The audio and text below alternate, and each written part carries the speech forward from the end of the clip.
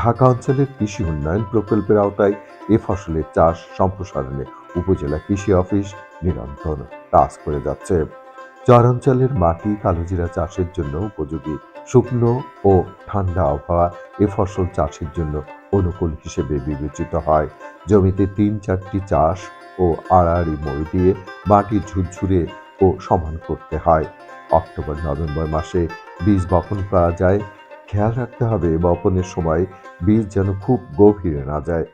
কৃষি মন্ত্রণালয়ের আওতাধীন কৃষি সম্প্রসারণ অধিদপ্তর কৃষকদের মাঝে নতুন এবং আধুনিক ফসলের জাত, ফসল এবং বিভিন্ন আধুনিক প্রযুক্তি বিস্তারের লক্ষ্যে কাজ করে থাকে।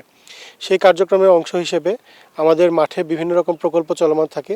তার মধ্যে একটি প্রকল্প হচ্ছে ঢাকা অঞ্চলে কৃষি উন্নয়ন প্রকল্প। সেই প্রকল্পের আওতায় আমরা এখানে আমাদের কৃষক ভাইকে আমরা একটি কালোজিরা প্রদর্শনী দিয়েছি। যেহেতু কালোজিরা একটি অত্যন্ত ঔষধি গুণসম্পন্ন গাছ এবং আমাদের বাংলাদেশে যেহেতু তেল ফসলের আবাদ বৃদ্ধির একটি খুব ভালো সুযোগ রয়েছে, সেই জায়গা থেকে কালোজিরা অত্যন্ত সম্ভাবনাময় ফসল। এর ঔষধি গুণ রয়েছে এবং এর নানাবিধ ব্যবহার রয়েছে। এটি বিভিন্ন ফার্মাসিউটিক্যালসে এবং বিভিন্ন ইন্ডাস্ট্রিতেও ব্যবহার করা হয়ে থাকে, কিন্তু সেই অনুপাতে এর প্রোডাকশন কিন্তু যথেষ্ট পরিমাণ নয় বাংলাদেশে এখনও।